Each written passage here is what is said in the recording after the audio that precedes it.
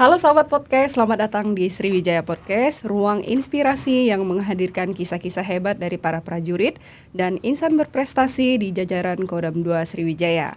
Sebelum kita mulai berbincang-bincang, izinkan saya buka dengan sebuah pantun. Jalan berliku menuju medan laga. Cakep. Langkah tegap penuh wibawa. Cakep. Bersama prajurit berprestasi kita berbicara, Cakep. menggali kisah juang yang luar biasa. Cakep. Hari ini kita akan berbincang dengan salah satu prajurit terbaik, sosok inspiratif yang telah membawa nama harum satuan menjadi teladan bagi rekan dan satuannya. Langsung saja kita sambut, ini dia Serka Adi Santoso. Mohon izin memperkenalkan diri, nama saya Adi Santoso, pangkat Sersan Kepala, NRP 31990100790579.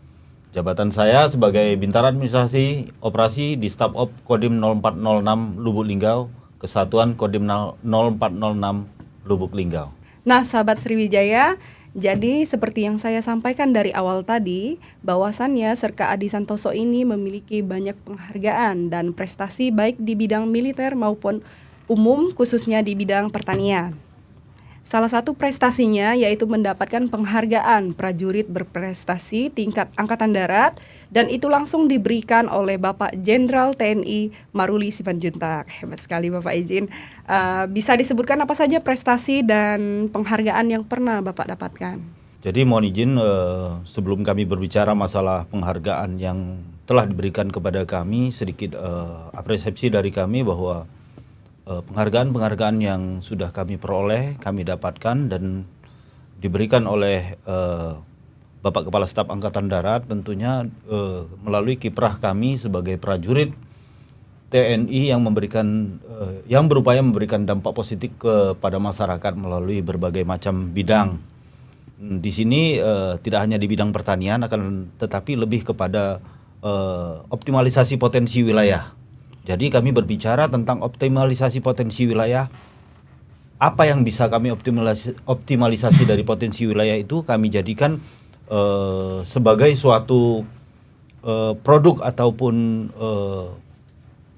suatu yang bermanfaat dan bernilai guna. Nah, itulah yang memotivasi kami sehingga apa yang kami lakukan di sini mendapatkan perhatian dan penghargaan dari pimpinan atas. Mohon izin penghargaan yang sudah kami peroleh diantaranya dimulai dari umum, ya alhamdulillah mulai sepak terjang kami sebagai awalnya sebagai Babinsa di wilayah Kodim 0406 sendiri, alhamdulillah kami mendapatkan apresiasi dari Bapak Wali Kota Lubuk Linggau pada saat itu Bapak SN Prana Putra Sohe. Dimulai dari kegiatan-kegiatan kami dalam membantu masyarakat terutama penanganan masalah COVID pada saat itu. Alhamdulillah dari peran serta Kodim 0406 diantaranya kami membuat suatu semacam sarana prasarana dalam upaya untuk mencegah dan mengendalikan penyebaran virus COVID pada tahun 2019 pada saat itu. Alhamdulillah di situ apa challenge yang diberikan kepada kami, alhamdulillah bisa terselesaikan di situ. Mulai dari awalnya kami membuat disinfektan, kemudian hand sanitizer. Pada saat itu memang musim COVID kita pernah terjadi kelangkaan disinfektan dan hand sanitizer. Nah disitulah kami manfaatkan potensi wilayah yang ada, terutama Serewangi yang kami ekstraksi menjadikan barang-barang ataupun produk-produk yang bisa kita jadikan disinfektan di situ. Alhamdulillah dari produk-produk di situ mendapatkan apresiasi, bahkan digunakan hampir di seluruh wilayah Sumatera Selatan pada saat itu. Kemudian di berbagai daerah lain. Pada saat itu juga alhamdulillah produk kami digunakan oleh Bapak Hadi Cahyanto. Produk hand sanitizer Serewangi yang kita buat itu dipakai oleh Bapak Panglima TNI pada saat itu, Bapak Marskal Hadi Cahyanto pada saat kunjungan ke Sumatera Selatan. Alhamdulillah mendapatkan apresiasi yang luar biasa dari beliau. Inilah salah satu inovasi-inovasi yang kami buat. Sehingga dari situ kami mendapatkan predikat dari Bapak Wali Kota sebagai matchkeeper-nya Lubuk Linggau. Jadi apa-apa yang diperintahkan, challenge-challenge yang diberikan kepada kami, Kodim 0406 terutama, dapat kami selesaikan dan dapat kami jawab di situ. Makanya kami juga mendapatkan predikat matchkeeper-nya Kota Lubuk Linggau. Dari situlah impact-nya kepada kami. Saya diberikan beasiswa. Beasiswa kebetulan beliau memiliki universitas, di situ kami diberikan biaya siswa untuk melaksanakan pendidikan S1. Alhamdulillah sudah selesai. Dan sekarang saya menyandang predikat ataupun gelar sarjana manajemen. Alhamdulillah. Nah, kemudian prestasi-prestasi yang lain juga kami mendapatkan penghargaan dari Pangdam 2 Sriwijaya sebagai Babinsa terinovatif di situ. Kemudian di tahun berikutnya kami juga mendapatkan penghargaan dari Pangdam 2 Sriwijaya juga sebagai prajurit berprestasi di situ. Kemudian di tahun berikutnya, di tahun 2024, alhamdulillah mewakili Kodam 2 Sriwijaya menjadi prajurit berprestasi tingkat Angkatan Darat, yang pada saat itu langsung diserahkan oleh Bapak Jenderal TNI Maruli Simanjuntak, Bapak Kasat. Alhamdulillah kami sangat berterima kasih sekali atas apresiasi-apresiasi yang telah diberikan kepada kami sebagai prajurit. Kemudian di prestasi-prestasi lain, alhamdulillah juga dari Gubernur Sumatera Selatan pada tahun 2024 saya mendapatkan penghargaan juara Harapan 1 Lomba Inovasi Daerah. Di situ kami mengangkat modifikasi motor pemadam kebakaran yang kami beri nama Modar. Modar itu modifikasi motor pemadam kebakaran. Alhamdulillah kami ikutkan inovasi daerah di Sumatera Selatan. Alhamdulillah mendapatkan juara, walaupun masih juara Harapan 1, akan tetapi di situ sudah menjadikan kebanggaan bagi kami. Karena pada saat itu juga kami tidak melaksanakan paparan secara langsung, paparannya secara daring. Jadi secara pemanfaatan daripada modifikasi motor pemadam kebakaran ini sendiri dilihat kurang proporsional lah kalau di ini. Akan tetapi pada saat kegiatan-kegiatan implementasi di lapangan, alhamdulillah sudah mendapatkan pengakuan, terutama dari kemarin pada saat kami demonstrasikan di Gria Agung dalam upaya penanggulangan kebakaran hutan dan lahan yang kita demonstrasikan di Gria Agung, itu mendapatkan apresiasi positif dari Kepala BNPB dan Menteri Lingkungan Hidup Bapak Dito pada saat itu. Alhamdulillah. Jadi itu beberapa prestasi-prestasi yang pernah kami capai. Sebenarnya masih banyak prestasi-prestasi lain yang mungkin tidak bisa kami sebutkan satu persatu, tapi insya Allah prestasi-prestasi itu merupakan penghargaan yang bisa memotivasi kami untuk bisa berbuat lebih baik lagi. Keren sekali Pak Adi ya. Oke, terkait dengan prestasi yang sudah diraih, program apa saja yang sudah dibuat dan dijalankan dan apa dampaknya bagi satuan dan Bapak pribadi? Jadi dari program-program yang sudah kami lakukan, yang pertama di bidang pertanian ya, seperti ini bidang pertanian sendiri kami membuat suatu integrated farming ya, pertanian terintegrasi. Itu yang kami jadikan sebagai foto pilot project untuk pengembangan pertanian dengan sistem terintegrasi. Jadi pertanian itu sendiri sudah lengkap dengan pertanian, hortikultura, kemudian peternakan, perikanan, kemudian termasuk di situ ada pengolahan limbah. Jadi konsep-konsep kami integrated farming ini sendiri konsepnya konsep zero waste. Kami menggunakan konsep ramah lingkungan dan tidak menghasilkan limbah di situ, karena secara sirkuler limbah itu sendiri sudah terolah menjadi untuk mendukung daripada kegiatan pertanian tersebut. Jadi di pertanian integrated farming system ini sendiri kami sudah menerapkan minim penggunaan pupuk-pupuk kimia dan zat-zat adiktif. Kemudian inilah yang menjadikan Demplot sehingga dijadikan sebagai tempat edukasi bagi masyarakat, karena memang kami mengusung konsep 4E+ di sini. Yang pertama ekologi.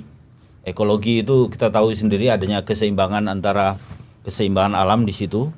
Kemudian konsep yang kedua itu adalah edukasi. Jadi apa yang kami perbuat, apa yang kami lakukan di situ harus mengandung nilai edukasi. Jadi bisa dijadikan sebagai sarana edukasi bagi masyarakat maupun seluruh elemen masyarakat pada intinya. Kemudian yang ketiga, estetika.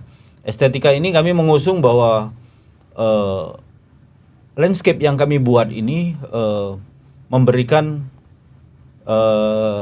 apabila kita lihat itu indah dan tertata.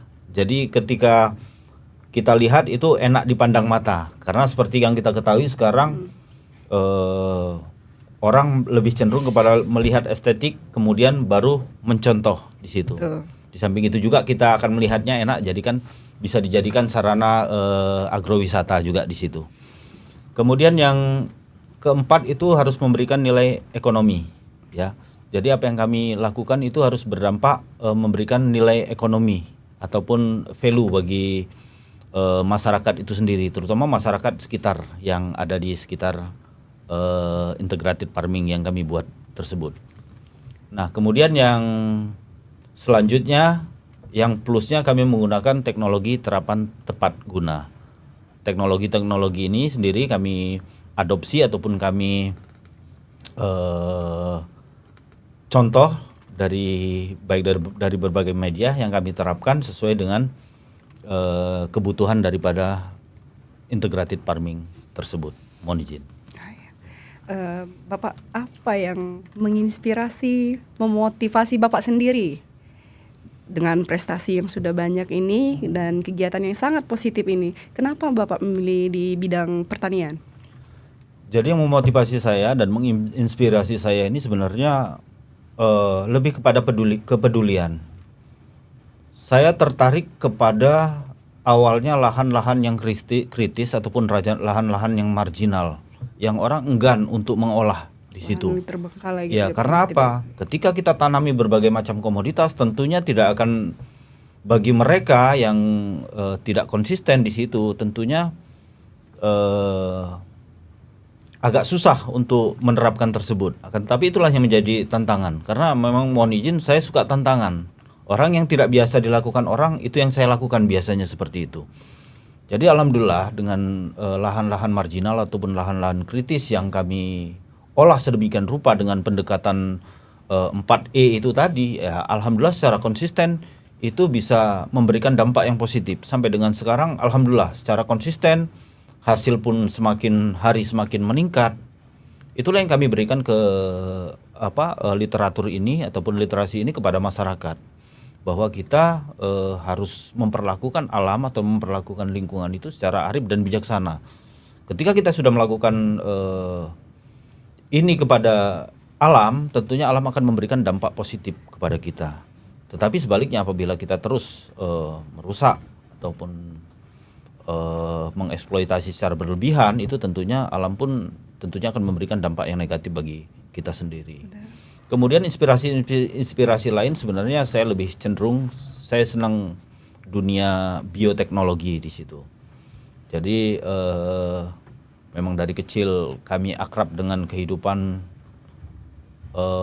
bioteknologi dalam hal ini ya. Saya katakan bioteknologi bahwa karena orang tua saya itu sebagai penjual tape ataupun penjual peyem, jadi identik dengan kegiatan fermentasi di situ. Nah, saya berpikir dari kegiatan-kegiatan fermentasi itu sendiri, apabila kita implementasikan di alam, di lahan yang kritis, tidak menutup kemungkinan itu akan memberikan hal-hal yang baik. Karena di situ secara bioteknologi sendiri kita memberikan unsur-unsur ataupun mikroba-mikroba yang positif yang bisa memperbaiki struktur daripada tanah tersebut.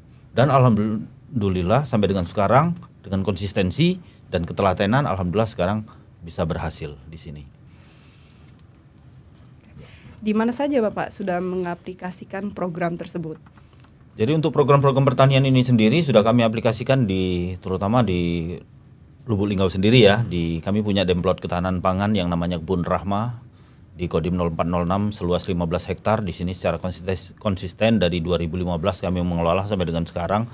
Alhamdulillah semakin hari semakin baik hasilnya. Kemudian dampak positifnya bagi masyarakat pun luar biasa, karena di situ juga kami memanfaatkan masyarakat-masyarakat sekitar yang tidak memiliki pekerjaan kemudian bisa ikut bekerja sama dengan kami. Nah, kemudian dari kebun itu sendiri kami sudah berupaya membuat hilirisasi di sana. Walaupun hilirisasi sifatnya ringan, di situ akan tetapi kami berupaya untuk meningkatkan value daripada apa yang kami hasilkan dari tanaman-tanaman itu sendiri, itu menjadi produk-produk yang bisa memiliki nilai tambah. Alhamdulillah juga produk-produk dari Kodim 0406 Lubuk Linggau itu sendiri sudah kita display pada saat Rapim TNI tahun 2025 di Mabes TNI. Alhamdulillah mendapatkan respon yang positif dari peserta Rapim TNI pada saat itu. Alhamdulillah. Jadi itu kemudian di sini di wilayah Sumatera Selatan sendiri kami mengaplikasikan ini di Gelebeg Dalam. Ya, di Gelebeg Dalam kebetulan di situ juga ada wisata agrotekno. Nah, itu merupakan konsep-konsep yang awalnya kami desain, ya kami desain dan kami buat dan kami kerjakan, yang sampai hari ini pun masih berlanjut, alhamdulillah. Kemudian untuk kegiatan-kegiatan lain terkait masalah lingkungan, aplikasi masalah lingkungan terkait lagi sama bioteknologi, pertanian dan lingkungan itu saling terkait, ya. Nah, jadi kami juga sudah mengaplikasikan, memberikan berbagai macam contoh ataupun literatur di daerah, contohnya di Kalimantan Barat di daerah Kuburaya, alhamdulillah kami pernah, kemudian di Sampit di daerah Pulang Pisau, kemudian di Sulawesinya di Maros, kemudian di Sumatera Barat, di situ alhamdulillah kami sudah membuat suatu contoh-contoh ataupun pilot project di situ, ya, supaya apa yang kami lakukan ini bisa dilihat dan dicontoh sehingga bisa diaplikasikan, ya, karena mohon izin kegiatan ini tidak ada hak patennya, jadi siapapun bisa mencontoh, ya. Jadi pada prinsipnya antimo, amati, tiru dan modifikasi, silahkan, selagi itu baik itu tidak apa-apa karena tidak ada hak patennya. Jadi untuk aplikasi dari literatur yang sudah kami buat, alhamdulillah sudah kami tuangkan juga dalam bentuk buku. Di dalamnya sudah juga kami share ke berbagai daerah, terutama di rekan-rekan yang pada saat itu ingin mengembangkan kegiatan-kegiatan ketahanan pangan seperti yang dicanangkan oleh Bapak Presiden dan Bapak Panglima TNI yang sekarang sedang kita galakkan untuk ketahanan pangan, ya alhamdulillah kita sudah sedikit memberikan literasi dan informasi tentang kegiatan ketahanan pangan yang kami lakukan di Kodim 0406. Ya, termasuk di sini adanya taman aspirasi. Siap. Mohon izin, itu merupakan ide dan gagasan Bapak Pangdam II Sriwijaya pada saat itu. Alhamdulillah kami dipercaya untuk mengaplikasikannya di lapangan sebagai tim teknis di situ. Alhamdulillah. Luar biasa sekali pemirsa, berarti Bapak ini sudah menerapkan di wilayah Kodam 2, tetapi juga sudah pernah menerapkan di wilayah lain di luar Kodam 2 Sriwijaya. Ya. Baik Bapak, dengan program-program yang sudah dijalankan, bagaimana tanggapan dari orang luar, khususnya di satuan sana, tanggapan orang sana dan satuan Bapak sendiri? Kalau untuk tanggapan masyarakat sendiri, orang luar sendiri, di luar institusi kami sendiri, bagus. Alhamdulillah menerima dengan baik. Kemudian konsep kerja kami juga sistemnya kolaborasi. Jadi kami menggunakan bersama masyarakat, bersama Dinas Pertanian, institusi terkait, kemudian stakeholder dan sebagainya. Kami berkolaborasi di sini. Jadi tidak monoton dari kami saja. Prinsipnya pada saat optimalisasi potensi wilayah itu memang seluruh elemen masyarakat harus terlibat di situ. Tidak bisa kita intervensi dengan cara kita sendiri, tidak. Namanya optimalisasi potensi wilayah itu harus fleksibel. Harus kita lihat kondisi di lapangan. Seperti ini. Itu yang harus kita analisis, kemudian baru kita buatkan plan, baru kita laksanakan seperti itu. Jadi alhamdulillah sejauh ini tanggapan-tanggapan positif dari masyarakat maupun stakeholder, pemerintah daerah dan sebagainya, alhamdulillah positif. Di sini sangat mendukung. Terutama di sini kami sedang mengerjakan proyek-proyek ataupun kegiatan-kegiatan pemberdayaan kemasyarakatan di wilayah Musirawas Utara sendiri. Itu alhamdulillah juga dari Dinas Pertanian dan Bapak Bupati Musirawas Utara di sini sangat mendukung sekali. Bahkan alhamdulillah saya juga diberi penghargaan oleh Bapak Bupati Musirawas pada saat 17 Agustus kemarin itu sebagai pelopor penggerak percepatan ketahanan pangan di wilayah Kabupaten Musirawas Utara. Alhamdulillah di situ. Kemudian di tanggapan di satuan kami sendiri, terutama Komandan Satuan itu sangat mendukung sekali, sangat mendukung, bahkan fasilitas-fasilitas apapun kegiatan advokasi dan sebagainya itu mendapat dukungan penuh dari beliau. Kami sangat berterima kasih sekali atas dukungan ini karena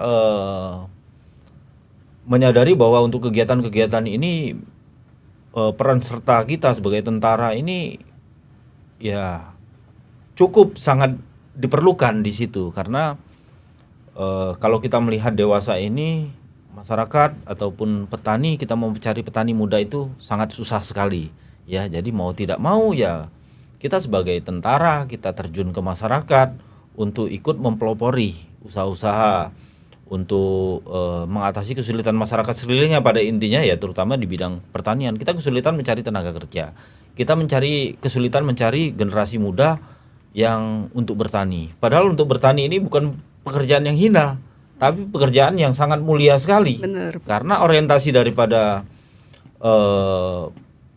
pemerintah ini sekarang untuk meningkatkan ketahanan pangan, siapa pelakunya kalau bukan petani? Iya kan? Nah, jadi profesi-profesi sebagai petani ini sendiri mendapatkan prioritas yang utama sekarang kalau menurut analisis kami. Nah, itu akan tetapi kan sekarang kita agak kesulitan mencari kadar-kadar muda petani. Nah, dari situlah kami mencoba mengajak baik siswa, mahasiswa dan masyarakat umum, ini kami coba merambah ke mereka. Kami coba memberikan literasi tentang pertanian. Sebagai salah satu contoh, mitra utama kami, mitra tetap kami yang sudah selama 5 tahun terakhir bekerja sama dalam bidang mengedukasi siswanya untuk bertani, untuk tidak hanya bertani sih, untuk lebih cenderung kepada pengetahuan tentang pertanian di sini. Alhamdulillah sudah 5 tahun terakhir ini kami secara konsisten dan bekerja sama untuk memberikan edukasi kepada siswanya. Kemudian di Universitas Silampari pun seperti itu. Alhamdulillah kami juga diberi ruang, waktu dan gerak untuk memberikan motivasi dan sedikit edukasi kepada mahasiswa pertanian di situ. Termasuk di Universitas Musirawas juga. Kebetulan saya juga tercatat sebagai mahasiswa S2 di Musirawas jurusan ilmu lingkungan yang mengambil studi pertanian ramah lingkungan di situ. Nah, jadi inilah yang kami jadikan sebagai motivasi ataupun jadikan sebagai platform untuk memberikan edukasi kepada adik-adik kami yang mohon maaf masih di S1 di situ. Jadi kami diberikan ruang juga untuk saling sharing lah tentang ilmu-ilmu pertanian yang berbasis lingkungan itu sendiri. Ada apa saja sih Pak di dalam lahan tersebut? Di dalam lahan integrated farming ini sendiri lengkap, namanya integrated farming itu sistem pertanian terintegrasi. Di situ ada pertaniannya ada hortikultura, ada farmatikultura, kemudian ada tanaman buah-buahan dan sebagainya di situ. Kemudian kami mengintegrasikan dengan peternakan, di situ ada kambing dan sapi, ayam, itik. Kemudian untuk perikanannya kami mengembangkan sistem kolam konvensional dan kolam bioflok di situ. Ada 10 unit, ya alhamdulillah secara terintegrasi dalam satu kawasan di situ. Jadi tanaman itu bisa sirkuler. Contoh saya menanam jagung. Menanam jagung ini daunnya ketika panen, daunnya kita jadikan sebagai pakan sapi ataupun kambing. Kemudian jagungnya sendiri bisa kita jual. Untuk batang jagungnya itu sendiri yang yang sisa dari makanan sapi ataupun kambing itu sendiri kami olah menjadi biomasa. Biomasa ini sendiri bisa kami jadikan etanol ataupun metanol yang bisa dijadikan juga bahan bakar di situ. Kemudian kotoran sapi ini kami olah juga dengan menggunakan biodigester menjadi gas. gas itu sendiri kami jadikan untuk memasak air, ya, memasak air itu sendiri kami jual dalam bentuk air masak dalam galon. Jadi semuanya bermanfaat di situ. Kemudian limbah dari ikan itu sendiri, air yang sudah mengendap di bawah, biasanya ada endapan dari sisa-sisa pakan, itu kami jadikan untuk menyiram tanaman di situ. Jadi semuanya sirkular, semuanya ada keterkaitan sehingga tidak menimbulkan sampah ataupun waste di situ. Nah, konsep-konsep kami zero waste. Nah, itulah yang menjadi poin plus daripada integrated farming system itu sendiri. Jadi semuanya terkait dan saling mendukung untuk peningkatan hasilnya, sehingga biaya produksi pun bisa ditekan lebih rendah di situ. Jadi pupuk kita tidak beli. Kemudian pakan juga kita sudah cukup tersedia. Jadi hasilnya bisa berkali-kali lipat lah. Kita memiliki hasil pertanian, memiliki hasil ternak juga. Kemudian telur ayam juga kita menghasilkan dari situ, itik dan sebagainya, ikan dan sebagainya dari situ. Jadi itu konsep-konsep integrated farming yang kami terapkan di situ. Baik Pak, yang tidak kalah pentingnya ini Pak, bagaimana Bapak membagi waktu Bapak dengan kedinasan dan program yang sangat positif ini? Ya. Kalau untuk membagi waktu sih, namanya waktu itu fleksibel ya. Namanya kegiatan-kegiatan apalagi di satuan teritorial terutama Kodim. Kan walaupun saya sebagai bintara administratur di staf operasi, akan tetapi di sini tentunya ada waktu. Waktu memang yang ketika waktu efektif saya di kantor mulai dari jam 7 sampai dengan jam 4 sore kami di kantor. Nah, ketika sore hari biasanya kami gunakan untuk berinteraksi dengan masyarakat. Kemudian juga sambil ke kebun di situ. Sambil di kebun, kemudian kebetulan juga di kebun ini sendiri saya mengambil masyarakat sekitar yang tidak memiliki pekerjaan untuk mengolah kebun itu sendiri. Jadi kebetulan saya yang memanage dari segi teknologi dan manajemennya ada di kami, sementara untuk pelakunya tetap kita melibatkan masyarakat di situ. Jadi harapan kami juga masyarakat tidak hanya jadi penonton tapi pelaku di situ. Nah, itu harapan kami. Kalau untuk waktu bisa tentatif juga. Karena di sela-sela kegiatan yang biasanya di staf sudah pekerjaan selesai, biasanya kami bagi waktu. Di samping dengan kita bersosialisasi sama masyarakat, kemudian kita melaksanakan kegiatan-kegiatan tersebut. Karena pada prinsipnya walaupun kami bintara staf di Kodim ini sendiri, Kodim Satuan Teritorial, itu kita bisa membantu juga peran dan fungsi daripada Babinsa. Jadi tidak murni di staf saja gitu. Di staf kita laksanakan pekerjaan sebagaimana mestinya. Kemudian peran kita sebagai aparat komando kewilayahan pun juga harus tetap jalan di situ. Itu kalau menurut saya seperti itu. Makanya di sini ya mohon maaf kami juga mendalami ilmu-ilmu teritorial di sini. Makanya saya melanjutkan pendidikan S2 di Universitas Jenderal Ahmad Yani juga jurusan ilmu pemerintahan. Saya mengambil studi kajian utama itu bidang teritorial. Jadi supaya ilmu-ilmu teritorial kami itu lebih mantap dan bisa bermanfaat bagi masyarakat banyak nantinya. Terutama ya bagi satuan Kodim 0406 ini sendiri. Gitu. Terakhir ini Pak, bagaimana harapan terhadap generasi muda Indonesia untuk membangun semangat disiplin, cinta tanah air dan berprestasi seperti yang Bapak lakukan? Harapan kami bagi masyarakat, kaum muda, generasi muda milenial yang menjadi agent of change ataupun agen perubahan ke arah yang lebih baik, agar tetap belajar, raih prestasi, inovasi, sehingga apa yang menjadi harapan daripada pemerintah Republik Indonesia yang tertuang dalam Asta Cita itu dapat terwujud, sehingga harapan kita bersama bahwa Indonesia emas di tahun 2045 bisa kita wujudkan. Sangat luar biasa sahabat podcast, dari cerita tadi kita belajar bahwa prestasi tidak datang begitu saja, tetapi lahir dari hati, disiplin, kerja keras, dan semangat yang pantang menyerah. Semoga kisah inspiratif dan prajurit berprestasi seperti Bapak Adi Santoso ini kita bisa menjadi penyemangat bagi seluruh prajurit keluarga besar TNI, khususnya berkarya dan mengukir prestasi. Terima kasih telah menyaksikan Sriwijaya Podcast bersama kami. Wah, sangat luar biasa sahabat podcast. Dari cerita tadi kita belajar bahwa prestasi tidak datang begitu saja, tetapi lahir dari hati, disiplin, kerja keras, dan semangat yang pantang menyerah. Semoga kisah inspiratif dari prajurit berprestasi kita hari ini, Bapak Adi Santoso, menjadi penyemangat bagi seluruh prajurit dan keluarga besar TNI untuk terus berkarya dan mengukir prestasi. Terima kasih telah menyaksikan Sriwijaya Podcast kita hari ini.